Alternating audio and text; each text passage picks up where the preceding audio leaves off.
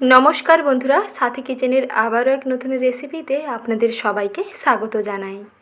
আজকের রেসিপিতে আমি বানিয়ে দেখাবো অল্প উপকরণে দারুণ লোভনীয় একটি মিষ্টি। খুব সহজে এই মিষ্টিটা আপনারা বাড়িতে তৈরি করে ফেলতে পারবেন। নামমাত্র উপকরণে তৈরি এই লোভনীয় মিষ্টির স্বাদ এত অপূর্ব হয় যে একবার না খেলে কিন্তু বিশ্বাস করবেন না। আর বানানোটা এতটাই সহজ, রেসিপিটি দেখার পর বলবেন যে এটা আগে কেন জানতাম না।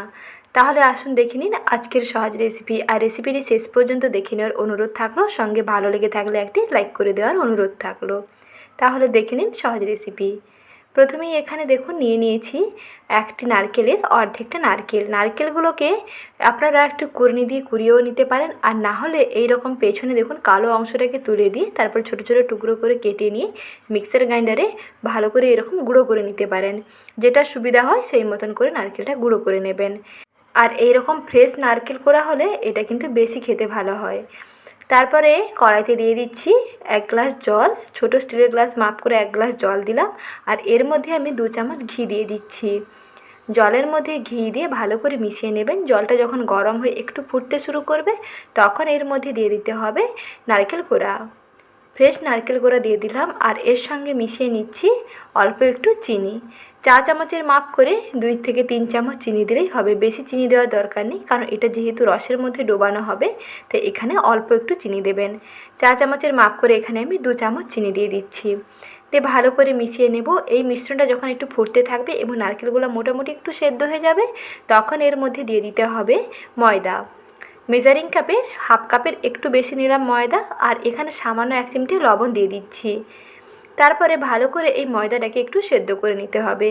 গ্যাসের আঁচটা এই পর্যায়ে একটু কমিয়ে দেবেন। গ্যাসের আঁচটা কমিয়ে কিছুক্ষণ এরকম নাড়তে থাকবেন, দেখবেন খুব সুন্দর একটা সফট নরম ডোতে পরিণত হয়ে আসবে।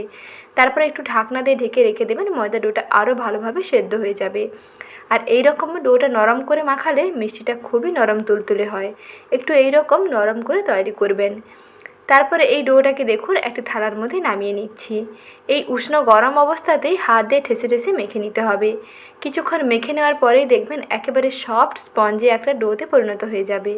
বেশ সফট হয়ে যাবে আর বেশ নরম হয়ে যাবে। এই ডো থেকে এখন মিষ্টিগুলো বানিয়ে নেব। তার আগে হাতে অল্প করে ঘি লাগিয়ে নিচ্ছি। আর ডোটা দেখুন বন্ধুরা কতটা নরম হয়েছে।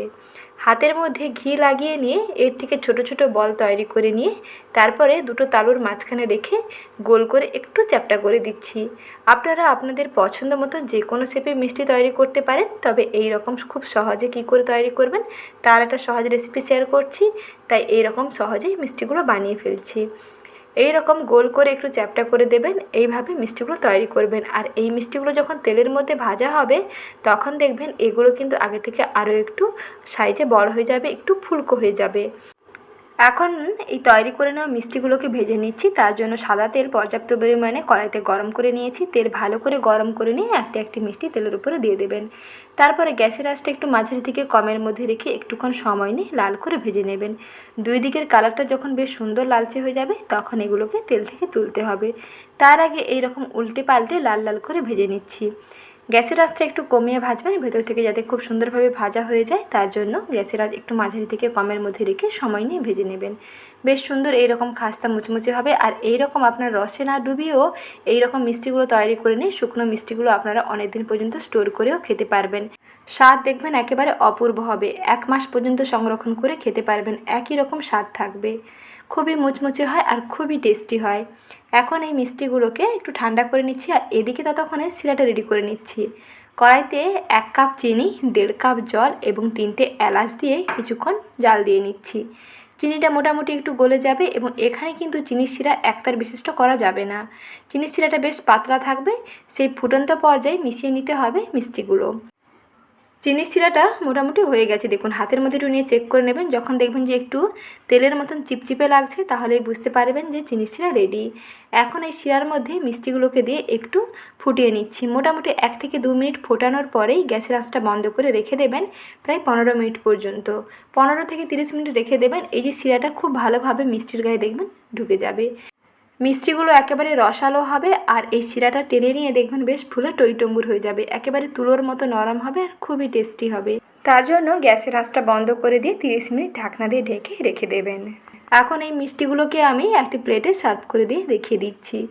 দেখুন মিষ্টিগুলো কতটা রসালো হয়েছে আর ভেতর থেকে কত সুন্দরভাবে রসটা দেখুন টেনে নিয়েছে আর খুব সুন্দর ফুলকো হয়েছে আর বেশ নরম হয়েছে। খেতে অপূর্ব স্বাদের হয় আর বানানো দেখলেন খুবই সহজ। একেবারে নামমাত্র সামান্য উপকরণে ঝটপট বাড়িতেই তৈরি করে ফেলতে পারবেন এই রকম দারুণ লোভনীয় একটি মিষ্টি। অল্প উপকরণে কী করে সহজ মিষ্টি তৈরি করবেন তার একটি সহজ রেসিপি শেয়ার করলাম। রেসিপিটি কেমন লাগলো কমেন্ট সেকশনে জানাবেন। আর রেসিপিটি ভালো লেগে থাকলে একটি লাইক করে দেওয়ার অনুরোধ থাকলো। আর চ্যানেলের নতুন দর্শক বন্ধু হয়ে থাকলে চ্যানেলটিকে সাবস্ক্রাইব করে নতুন বন্ধু হয়ে যুক্ত থাকবেন। একটা মিষ্টি কেটে দেখিয়ে দিচ্ছি, দেখুন ভেতর থেকে কতটা রসালো হয়েছে, কতটা নরমও হয়েছে আর কতটা দেখুন রসে টইটম্বুর হয়েছে। মুখে দিলেই মিলিয়ে যাবে, স্বাদ দেখবেন মুখে লেগে থাকবে।